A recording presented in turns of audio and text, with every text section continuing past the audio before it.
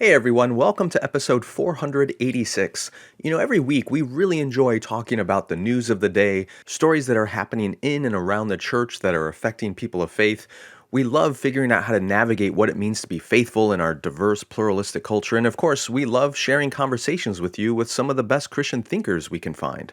But every once in a while, we like to do something a little different and go deeper into a topic and research it more and give you something more substantive than, say, news of the butt. Not that there's anything wrong with that. Well, this week, that's what we're doing. Something a little bit different. This episode was co-produced with our friends at the Love Thy Neighborhood podcast, and it's a deeper exploration into the issue of fake news, which is something that comes up all the time on the Holy Post.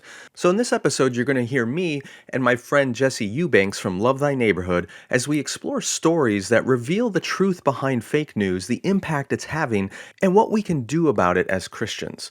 Before we jump into this special episode, however, two things I want to remind you of. Number one, our next live stream for Patreon subscribers is coming up on December 13th. That's next Monday at 8 p.m. Central. So mark your calendars. We're going to have a special end of the year live stream, and we'd love for you to join us and interact with us live via YouTube.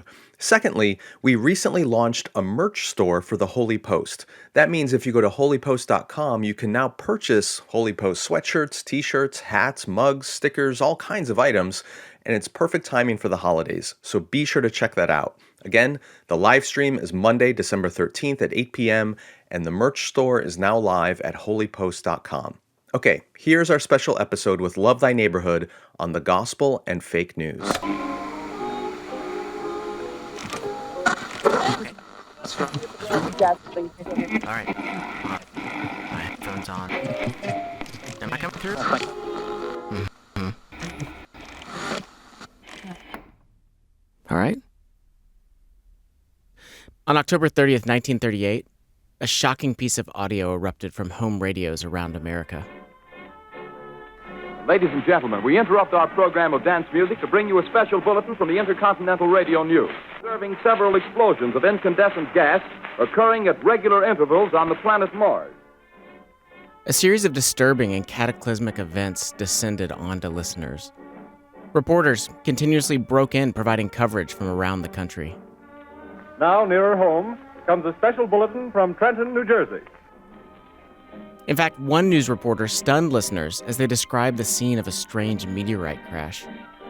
I guess that's it. Yes, I guess that's the thing directly in front of me. But I can see the object itself doesn't look very much like a meteor.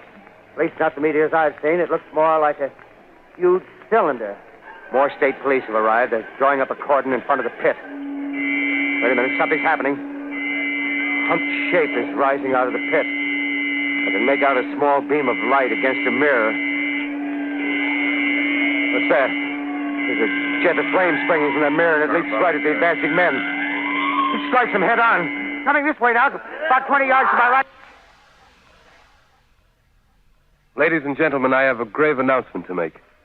Those strange beings who landed in the Jersey farmlands tonight are the vanguard of an invading army from the planet Mars. Of course, the whole thing, it was simply for entertainment. None of it was real. It was simply a brilliant dramatization of the book War of the Worlds. Producer Orson Welles wanted it to sound realistic, like there was actually an alien invasion happening across the United States. But even though Welles intended it to be for entertainment, not everyone took it that way. Upon hearing on the radio that aliens had landed on our soil, some folks took to the streets in a panic. Others evacuated their homes. Some even jumped out of buildings, committing suicide so they wouldn't be taken by aliens. The nation was in an uproar. The very next day, the New York Times ran this headline: "Radio listeners in panic, taking war drama as fact." And you and I might think that's silly. Of course, aliens hadn't really invaded Earth. But at the time, in the late 1930s, radio was the trusted source for news. 60% of Americans had a radio in their home. Right, and it was still fairly new technology. But when it came to news, it was seen as a marvel. Unlike newspapers, radio could be updated in real time, and you could actually hear eyewitness accounts, something never possible before. So people believed whatever was on the radio, which meant that Orson Welles' broadcast of War of the Worlds went down in history as a fake news scare that terrified a nation. But here's the thing, is that this story is actually a layer of double fake news. What do you mean? Well, it turns out that the scare reported by the newspapers the next day, it was also fake. Headlines like, "Fake radio war stirs terror through U.S." and "Nation is swept by hysteria over Martian invasion." They were all blown out of proportion. Historians have found no evidence of people leaving their homes that night or jumping out of buildings. The only recorded impact the show had was that there was a brief spike in phone calls during the broadcast. So you're saying that the newspapers ran fake news covering a story about fake news? Yeah, exactly. It was the perfect opportunity to malign the use of radio and create skepticism in an attempt to reboost newspaper sales. Wow, so fake news embedded within fake news. That is ahead of its time. Yeah, but I think this is like a perfect example of the quandary that we all find ourselves in today. You know, the War of the World story was all the way back in the 1930s, but the existence of fake news since then, it has only increased. Yeah, fake news has become sort of a buzzword in the last couple years. And you're right, because now we don't just have radio, we also have television and the unending reaches of the internet. We are constantly bombarded with information and news. So the question is, how do we know which information we can trust?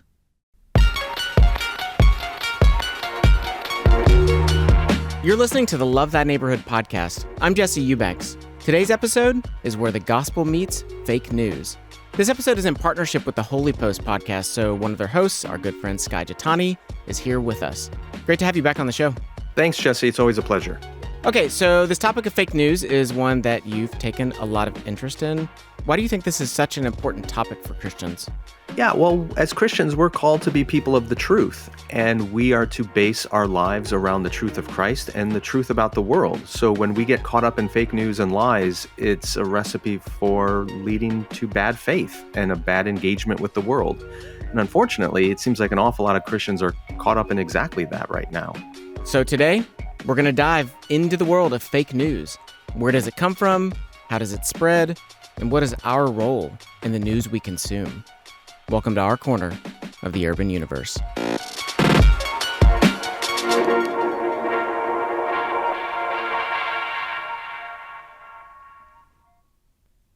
So Americans are engaging with news more than ever before. In fact, online interactions with the top 100 U.S. news sites actually doubled in the year 2020. And that makes a lot of sense. There's been a lot to follow in the news. The coronavirus, the presidential election, police shootings, justice issues. I'm not surprised. But this increase in news engagement also includes engagement with fake news. An analysis by NewsGuard, it's an organization that tracks news credibility and misinformation, found that in 2020, people's engagement with what they call, quote, unreliable news, it also doubled. And here's why I think this is especially important for the church. A poll from Lifeway Research this past January found that 49% of Protestant pastors said they frequently hear members of their congregations repeating conspiracy theories. Hold on, though. Are conspiracy theories the same thing as fake news? That's a good question. I think maybe we need to pause here and give a good definition of what we mean when we use the term fake news. Yeah, that's a good idea. Because there are a lot of words that can be used, propaganda, conspiracy theories, misinformation, disinformation. Like, is all of that fake news? So fake news is sort of an umbrella term. It simply means any false story that is presenting itself as news, which leaves a lot of room for variations and types. The University of Michigan research actually gives us what I think is a pretty clear and helpful breakdown of this.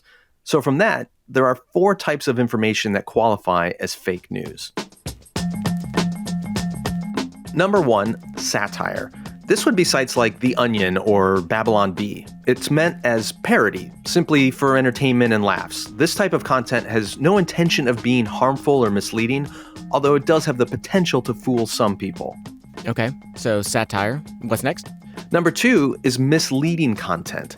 This would be things like if a headline doesn't match what's actually in an article, or leaving out or including certain information in order to push a certain agenda, or if something is factual but is shared out of proper context. Okay, so number 1, satire. Number 2, misleading content. Number 3, manipulated content. This is where you would see things like deep fakes or photoshopped images, factual or historical content that has been altered and presented as real. Oh, yeah. Okay. And then what's the final thing? The final one is fabricated content. This content is completely false and is intentionally designed to deceive people. Okay, so fake news can include satire, misleading content, manipulated content, and fabricated content. Right, and the important part is that it's all posing as a source of news. Okay, so when you said that half of the pastors hear their congregants spreading conspiracy theories, what that really means is that the church is actually spreading fake news. Right, and as Christians, we believe in and uphold the truth. So you can see how this is a problem. But even beyond that, a Business Insider article this past March reported pastors who've actually left their congregations due to the divisions caused by fake news. Fake news is having a deep and real impact on the church today. Yeah, it does seem so. Well, I guess that the good news is that it isn't the first time that Christians have dealt with fake news. In fact, we've been dealing with fake news from the very beginning. At the end of Matthew's gospel, Jesus miraculously rises from the dead. And of course, this was not the outcome that the religious leaders were expecting. So now they need a way to explain the empty tomb, one that doesn't involve Jesus being the risen Son of God. So when the guards who were stationed at the tomb report back to the chief priests, the priests essentially devise a plan of fake news. Chapter 28 says, "They gave a sufficient sum of money to the soldiers and said, 'Tell people, his disciples came by night and stole him away while we were asleep.'" The chief priests fabricated the story and reported it as real news, and it had lasting consequences. In fact, just a few verses later, we're told that this story has been spread among the Jews to this day. So I think that we can take comfort in the fact that fake news is not a new phenomenon. But one thing we are faced with that wasn't present in Jesus' day was our technology. And so when it comes to the conversation of fake news in today's context, I do think that we need to look at two contributing factors. And those two things are people and technology. Right, because I think both have a responsibility when it comes to where fake news comes from and how it spreads. Okay, so first let's talk about people. And to do that, let's follow an actual news story. On November 5th, 2016, just 3 days before the presidential election, the Denver Guardian ran this headline on their website. FBI agent suspected in Hillary email leaks found dead in apparent murder-suicide. The article went on to state that FBI agent Michael Brown and his wife were both found dead in their home. There were quotes from the local police chief, comments from neighbors, and links to online sources that were claiming that the incident was really a hit job by Hillary Clinton. Oh my gosh, that's crazy. Yeah, so within minutes, not surprisingly, the article made its way to Facebook, and there, it took off like wildfire. So it was being shared as many as 100 times per minute. The evening of that same day, the Denver Post also ran a headline. "There is no such thing as the Denver Guardian, despite that Facebook post you saw." The article claimed that the Denver Guardian was not a real publication, and neither was the FBI agent or the story about him. Oh my gosh, this just gets more and more crazy. Yeah, check this out. So just 5 days later, the Denver Guardian site vanished. But the article about the FBI agent had already been shared on Facebook 1.6 million times. Oh, in other words, the damage was already done. Yes, exactly. I mean, by then it had gained the attention of NPR, the Washington Post, CNBC, and the New York Times. So, was the story actually false? Because I'm guessing it was. Yeah, the whole thing was completely made up. So where did it come from? So it came from the mind of a guy named Jethani Kohler. So Jethani Kohler's been dubbed the king of fake news, but he didn't start out that way. His story actually starts out pretty mundane. Here's Jethani from an interview that he did with Newswhip back in 2017. Well, I had been a writer for quite some time. I previously worked for a magazine group in South Florida, lifestyles type publication, and I was the arts and entertainment editor for them. Since the early 2000s, Jethani was simply a writer with a background in political science and mass communication, but he started to become intrigued with a certain sect in the online community. Really became interested in what is now considered the alt-right. So to be clear, Justin was not part of the alt-right, but he was noticing that a lot was happening online with these alt-right groups. They were organized, they received tons of engagement, and they seemed to really take the bait for conspiracy theories and fake viral content. So I was really curious about how they were getting engagement online and kind of started to work towards what I would think of was kind of a formula for creating viral content, just to see what people would believe. Also kind of in some ways kind of meant to discredit their engagements by showing that things were made up. I actually think Justin is kind of being smart here. So just this past May, Cambridge University released a report that found that partisan polarization is the primary motivator for sharing fake political news on Twitter. But he was seeing that trend all the way back in 2016. Yeah, so Justin takes this on as a sort of social experiment. What if he could plant fake stories into these online groups and then come back later and say, gotcha, it was all fake? So in 2013, he launched his own fictitious news site called National Report. Initially, it was kind of almost a parody, kind of a Stephen Colbert amplified idea, where we were kind of joking about how these sites were. It was a parody of a hardcore, right-wing site. Wait, so let me get this straight. So he got into fake news, not to really spread fake news, but out of his own curiosity and pleasure?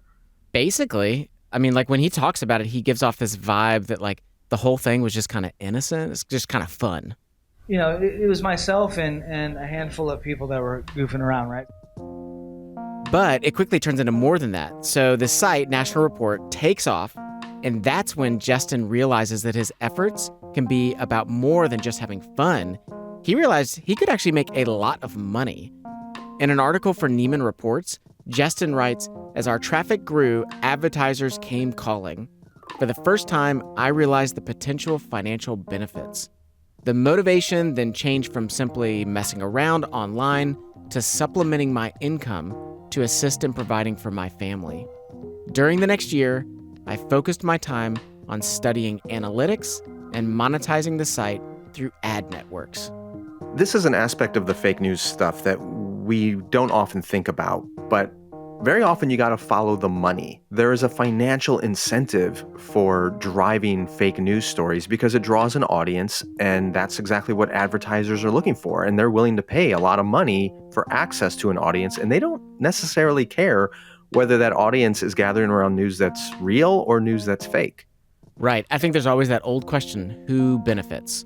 Like if we're reading something and taking in something, it's easy to read it and go like, oh, this politician benefits, or oh, this large company benefits. But sometimes it's not quite as obvious as that. It could be somebody else like Justin who's just kind of manipulating factors so that they can put some cash in their pocket. Yeah, sometimes we think there's a nefarious ideology behind fake news, but sometimes it just comes down to the almighty dollar. And Justin admitted that that's actually the only reason that he knows of that people create fake news. I know several of these publishers of these sites, and I can promise you none of them are doing it to influence elections or for ideological purposes. It's all financial. So how did he go from this to his popular fake FBI agent story? Well, in 2015, Facebook actually changed the way that its algorithm worked, and this caused his website, National Report, to lose traction. So it became really hard to get as many views as he had had before with the parody content that he was creating. So Justin actually shut it down. But of course, his bills didn't shut down. So in 2016, he created another site, the Denver Guardian. And so I built the Denver Guardian, which to me was kind of the evolution of where this is going next. I featured a lot of local news content. It looked just like a local newspaper. It didn't have anything on the homepage that would give it away that it was fake news. We had a staff list and a location, about us page, and a history, and all that sort of stuff. So I kind of, again, saw an opportunity, and my mortgage was due, and I built the site and ran with it. And here's the thing. It looked like a legit news site. It even had the local weather. But it only had one national news story, the fake one about the FBI agent. And, as we said before, this story gets a lot of national attention. And by 2017, Justin was running his own business called Disinfo Media. that included a handful of other fake news sites. And he was making about $30,000 a month. Justin had arrived. Truly, he had become the king of fake news. Yeah, but here's what I'm wondering. What was the fallout from all of this? Because we know that no one can lie forever and get away with it. I'm assuming there were consequences somewhere along the way.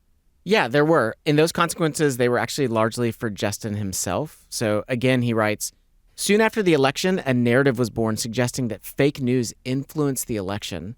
And I became a public face of the fake news industry, as well as a scapegoat for both a failed Democratic presidential campaign and a shocked media. So Justin was no longer an anonymous face behind a computer. He was thrust into the public spotlight, and that affected not only him, but those around him. Again, he says, what started as a hobby grew far larger than I had expected and brought untold stress upon my family and myself.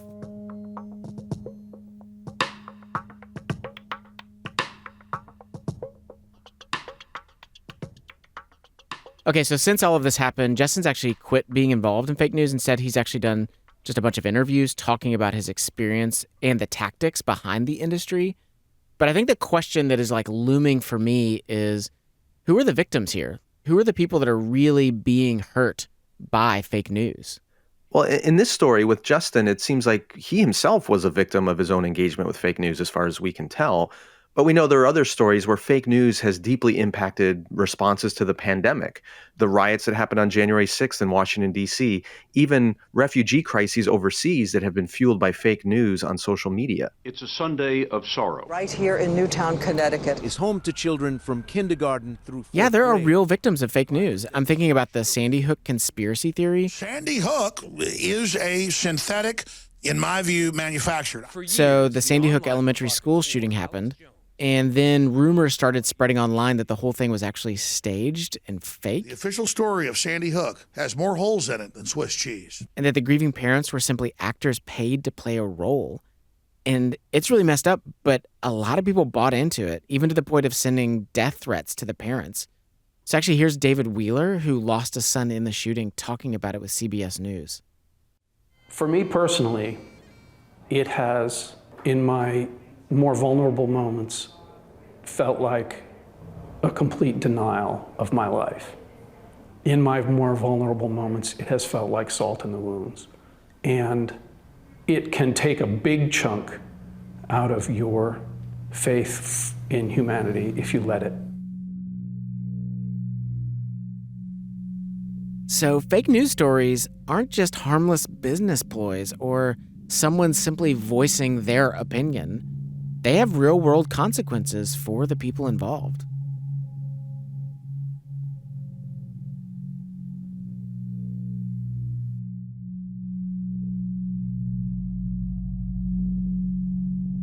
Stay with us. This special episode of The Holy Post is being brought to you by With God Daily, the daily devotional for people who hate daily devotionals. Believe it or not, I've been writing With God Daily since 2014, and thanks to your growing support, we've been able to launch a brand new updated mobile app. There are a few glitches we're working out, but the big new feature I want you to be aware of is that we can now do group subscriptions. That means if you want to subscribe for your family, your small group, or even your entire church or ministry, you can now do that at withgoddaily.com. You'll be given a group code that you can share with your friends and family so they can sign up for free. It's a great way to gift the daily devotional for the holidays and to begin the new year with a new way of waking up and engaging God's Word. Every devotional in With God Daily includes a reading. Sometimes it's an exploration of Scripture or history or a cultural moment. It also has links to relevant passages of the Bible and a weekly prayer from some historic figure in the church that guides our own communion with God. We like to think of With God Daily as the thinking person's devotional, rather than being sentimental and sappy like so many of them out there. That's why we call it the daily devotional for people who hate daily devotionals.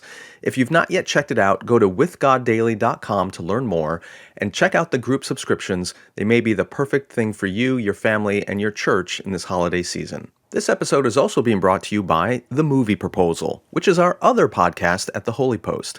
Every episode takes a matrimonial look at the movies by exploring something old, something new, something borrowed, and something blue, featuring me, my friend Josh Lindsay, and Jason Cinnamon Roll Rugg. And we have a very special episode coming out this week where we look at the film Electric Jesus, about a group of high school students in the 1980s who form a Christian band. And we're joined on the podcast by one of the lead actors, Brian Baumgartner, better known as Kevin from The Office. He tells us all about his career in film and theater, and some behind-the-scenes information about both The Office and the making of Electric Jesus. So I really encourage you to check it out. It's a really fun podcast. I enjoy doing it, and if you're a fan of the movies and like looking at them from a Christian point of view, don't miss the movie proposal, especially this week with special guest Brian Baumgartner. Love That Neighborhood podcast, Jesse Eubanks. Skye Jethani. Today, where the gospel meets fake news. Okay, so in looking at fake news, it's important for us to remember that there are people behind it. And it's usually people who are motivated by money, by profit. But the other factor you mentioned that I also want to talk about is the role of technology, because I think we would be remiss to put all the blame on people alone.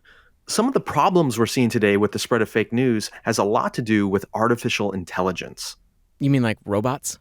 Yeah, but probably not in the way you're thinking. Often when people talk about artificial intelligence, especially when I talk about it, people say, oh, like robots and futuristic type of things. But reality is that artificial intelligence is around us always and everywhere.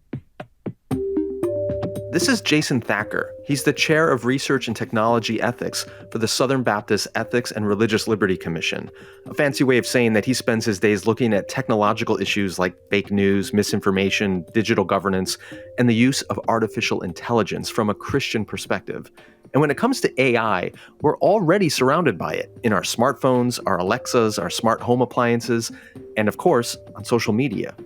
Like the what's next on Netflix or autoplay feature on YouTube or our news feeds, whether it be on Twitter or on Facebook or Instagram or TikTok, there's an algorithm, which is another fancy term for our artificial intelligence system. And these algorithms are in many ways shaping and forming us because they're exposing us to certain types of content. And the way most of these algorithms work is based on engagement. And people are more likely to engage with something they have an emotional response to. So even in recent weeks, we saw from the Facebook papers some reports and some research that was done where Facebook weighted content differently in the algorithm if it had more angry emotions associated with it, in the sense of, did people respond with a little anger emoji? And if they did, it was shown to more people. And so what does that naturally do? It amps up division. It amps up polarization and tribalization because you're sharing things that make people angry. Yeah, Justin actually talks about this, about using emotion to guide which fake news stories to publish. The fear really was something that sells really well, right? And we see this across previously on the right and now on the left. We're seeing a lot of kind of more fear mongering with regards to media, something that, again, kind of gets that emotional response to the reader. Exactly. So if creators are feeding off of our emotions, the technology is only enhancing and perpetuating that. This happens on Twitter and others, is that the more engagement something gets, whether it's good or bad engagement, the more it's shown. Because these algorithms think, and these companies have designed them to say, well, if it's getting more interaction, maybe more people should see it. But again, this doesn't speak to the truthfulness of anything that's being shared. It's all about the emotive response, or the response that we're giving, whether it's happy, glad, we share it, we're sad, we're angry, whatever, we like it, we retweet it, etc. Engagement doesn't equal truthfulness. You know, I read recently about a study from MIT that found that false news spreads faster on Twitter than actual news, that a fake story is 70% more likely to get retweeted than a real one. Which is why something like Justin's fake story about the FBI agent could get 500,000 shares in just a matter of days. So we've got people creating fake news, and we've got technology accentuating that fake news. But I think it goes even one layer deeper than that, because we also have an extremely polarized society that is more than ready to jump on anything that confirms their side. Because often, if people don't believe that the news that they're sharing or the news that they read is actually fake, they think it's real. There's often a conspiratorial aspect. No one thinks they're a conspiracy theorist. They think they're a kind of a soldier for truth. What Jason is getting at is that we live in a society where something is labeled as fake news simply if it doesn't conform to my worldview or ideas. And we as the church are not immune to this. Yeah, studies have shown that conservative fundamentalist Christians are one of the groups most likely to be fooled by and buy into fake news. Which means, the creators of fake news, who are they going to target? They're going to target conservative Christians because they know that that's where they can get engagement. So if you take a step back and look at the big picture of this, it's really like a perpetuating spiral where everyone feeds off one another. The more creators publish fake news, the more we engage it. The more the technology pushes it into our feeds, the more money the creators get. The more content they make, the more we engage it, and on it goes. It becomes a really interesting question for Christians is how do we then engage in the digital age, in this technological society in that sense, where the very standard of truth is debated on the most basic level. What is true is very debated and contentious in our society. And then you apply that on top of that, all of these technologies and all these tools that spread information so quickly, it's very, very difficult to know what to do next and how to move forward. And so I guess that's the million-dollar question, right? Is what do we do with all this? How do we reclaim truth in a world of fake news? Is there anything that we can do to combat fake news? And that is the question that a librarian named Rachel Whiteman wanted to answer. So Rachel works at Concordia University in St. Paul, Minnesota. She's been a librarian for more than 10 years, which surprisingly makes her pretty qualified to talk about fake news. The master's degree that most librarians have is a master's in library and information science. And so that's also a little bit of an unknown piece about what we do. As a librarian, Rachel specializes in navigating information and teaching people how to find information and evaluate it in ethical ways. And she's mostly done this with college students. But last year, two things in particular got her thinking about what it would look like to equip more people to navigate the barrage of information. And the first thing was simply conversations that she was having with friends, especially friends from her church. So they might say, oh, my parents were talking about X, Y, and Z in the news, and, they think X, Y, and Z opinion, but I think the other side. And when I read about it, I saw this, and I was noticing a theme where it was like, well, where do your parents get their information from? And they're reading different sources. And I wonder if that's playing into how you all are seeing the world. That's exactly what we're talking about with these social media algorithms that curate content that only conforms to our own biases and opinions. Yeah, exactly. Okay, and the second thing that happened was that her church did a sermon on race. And it wasn't necessarily the topic that caught Rachel's attention. It was actually the application that the pastor gave. He said this thing that really stuck with me, which was we need to check our inputs. And in order to help alleviate the issues we're seeing in our world around race, we need to be willing to listen to people who are different than us. And I remember thinking, well, I don't disagree. Checking our inputs seems really important, but people don't always know how to do that very well. And the information landscape is not necessarily set up to help us do it well. The internet, social media really thrives, again, on that emotional content, algorithms that keep us in our echo chambers. And so I kept thinking, well, you can tell people to check their inputs, but do they even know how to find something different than their own perspective? Rachel realized at the heart of what people were talking about was information. And as a librarian, information is what she specializes in. So she got this idea. What if she could do something to help her fellow Christians navigate the flood of information and fake news that comes at them every day? Kind of all crystallized for me into a moment of thinking, I think there's content here for a church to say, how do we engage differently? So Rachel's church regularly offers what they call an equipping hour. It's a class or a series of classes on Sundays that help their members engage the culture with things like how should Christians approach history or how to deal with anxiety. And so Rachel got permission to offer a 6-week class called Faith and Fake News. What I find interesting about this is that she wants to do it specifically within the church. I mean, she's a librarian. She could do a class like this at her library or community center or somewhere else. Yeah, you're right. But for her, the faith piece is really important in having this conversation. How do we connect this to people's values? And so many people in the church, they want to love their neighbors well. The people I've worked with have been very thoughtful people. They want to be better in their online spaces. And as a person of faith, how does your faith even show up in these spaces?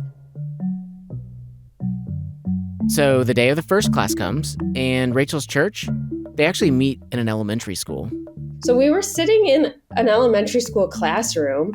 We would move the tables out of the way, and people were literally sitting in chairs that were kind of smaller. There's like colorful rugs and artwork and different charts up about different things. About 15 people show up for the class. And to Rachel's surprise, it's actually a pretty diverse crowd.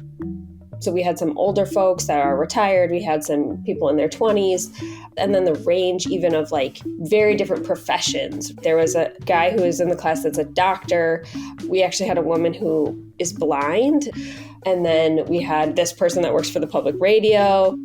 And of course, because so much of fake news targets political camps at first, it was a challenge to get people to take off their political lenses.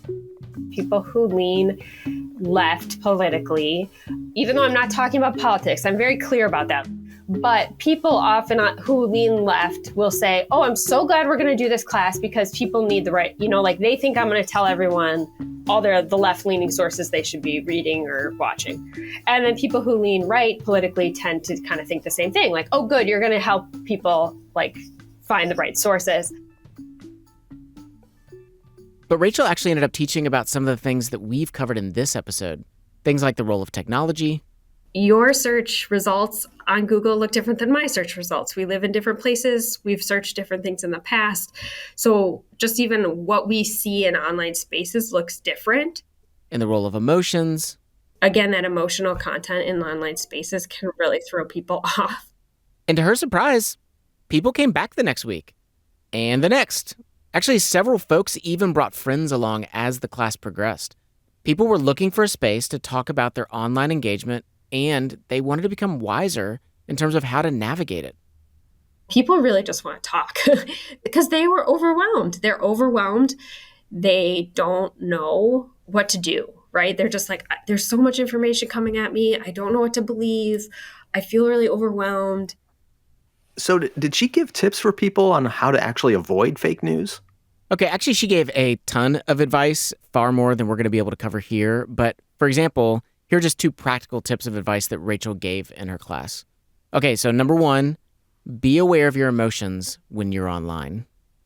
Before we can even really do much fact checking, if you will, is I think really important for us to check our emotions.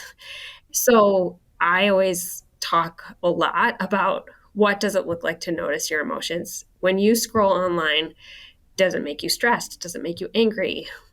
I think this is really important advice. Jason Thacker also talked about it a bit in terms of slowing down and not being so reactive. So instead of sharing an article because we read the headline and it seemed to make sense, maybe actually read the article. That little step of slowing down to read an article might keep you from sharing something that may not be true. Maybe you don't need to comment on X, Y, and Z situation or controversy or breaking news story, maybe because you don't have all the information. And having that kind of humility to say, I don't know the answer to that. I don't have an opinion on that yet. I want to read more about it, and then do your own research and seek to understand what's actually going on. So number 1, be aware of your emotions. Number 2, diversify your sources.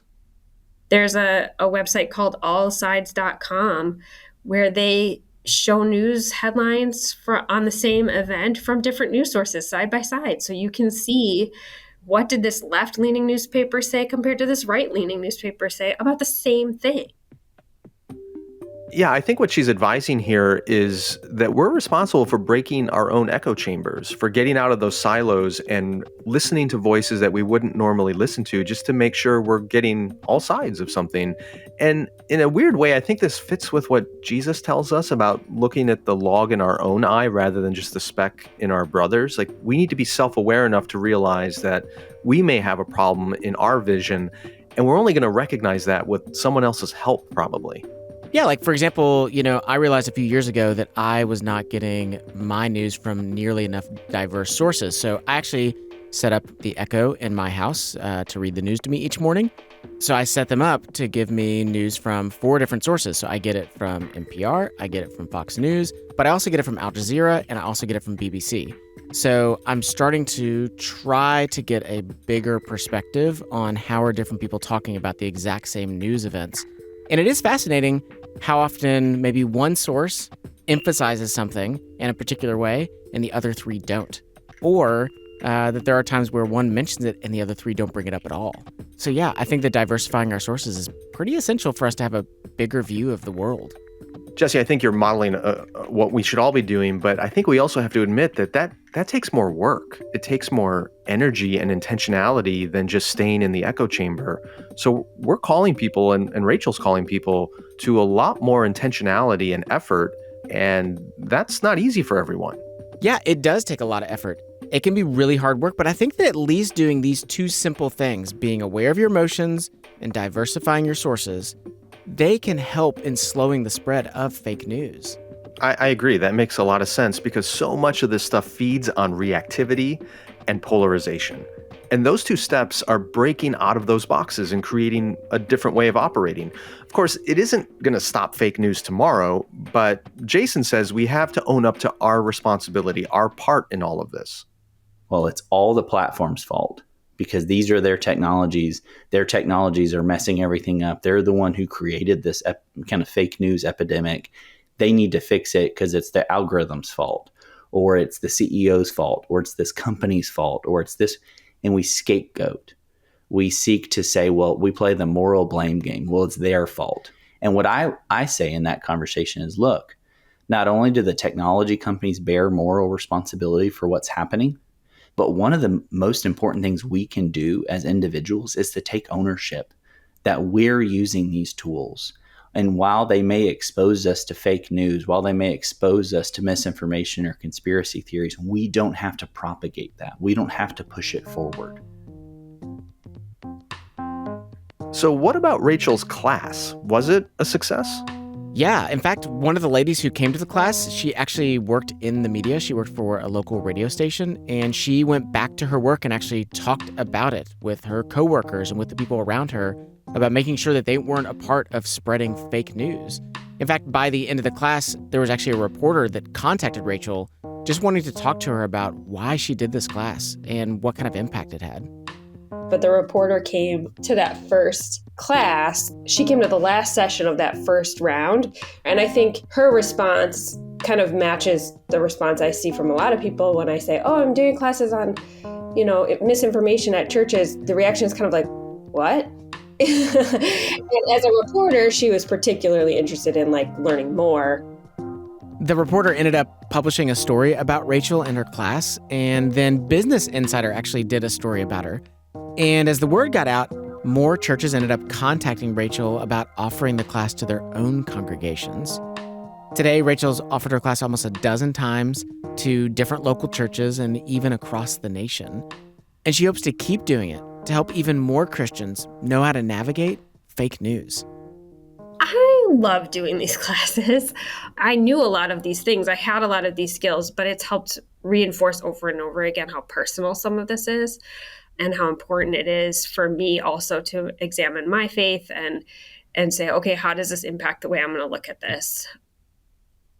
What I really appreciate about what Rachel's doing is she's not just giving Christians answers, but she's trying to help them develop real wisdom in how they engage in our technological world. And I think that's what the church should be doing overall, rather than just giving simple explanations or saying, here's where you should go to get all your news.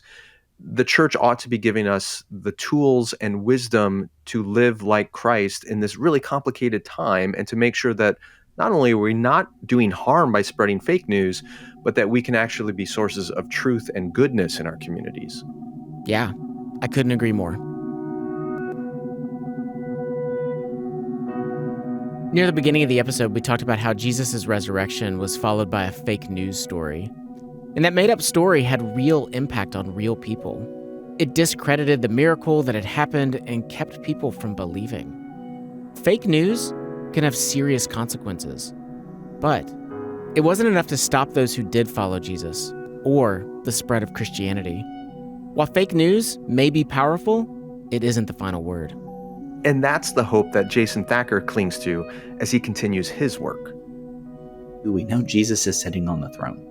And so in some sense, we can be hopeful, we can speak truth and with grace, knowing we're not going to be able to solve every social issue or political issue or even technological issue, but we can do so from a place of hope and engage our neighbors around us, knowing that they too are created in God's image and that God loves them.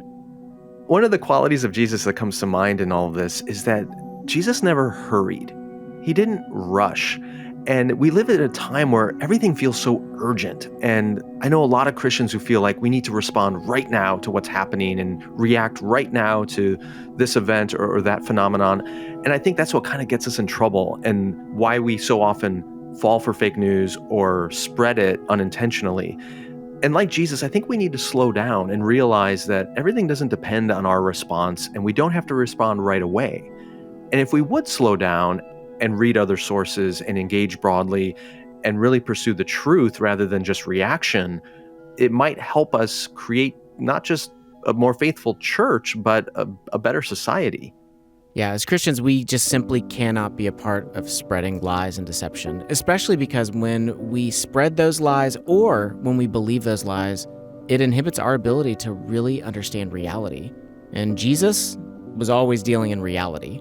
And so if we're going to be people that walk in the truth and follow Jesus, then we also have to be people that are only interested in spreading and sharing truth.